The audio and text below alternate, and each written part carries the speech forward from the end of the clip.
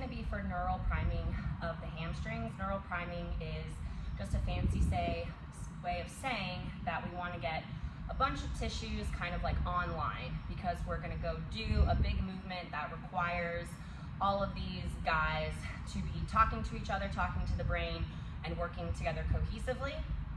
So typically your neural priming would take place after you do your cars and before you do some more movement specific warm-ups, like maybe you get under the bar for your first set. So it might be the second or third thing you do prior to doing your big global movement pattern.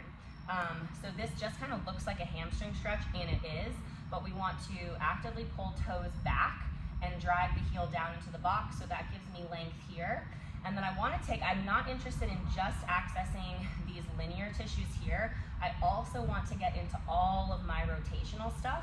So I'm gonna take my femur, my whole leg, and I'm gonna drive things into internal rotation this direction. I'm really just keeping my pelvis in the same spot, and I'm trying to maintain this toe back position.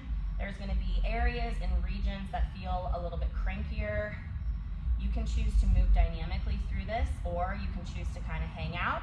When I come internal, I get a little bit less stretch. I'm actually gonna bend my opposite knee so I can hinge over deeper and pick up some additional sensation. So we want to feel the whole hamstring. That's the goal, is because if you can't feel it, you're not gonna be able to load into it as effectively, and you're not gonna be able to train it as effectively.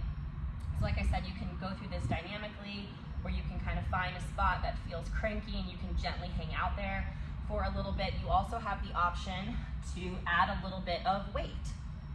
So you can sort of hang over here. So now in addition to my body weight, I'm using the kettlebell to pull me over, and still I can take this into external rotation, internal rotation. I can kind of rotate my body. Again, I'm just searching and trying to pick up tissues in the hamstring. And this principle of neural priming can be done for all different kinds of body parts, but this one is going to be for the hamstrings, right before, of course, a squat or a deadlift.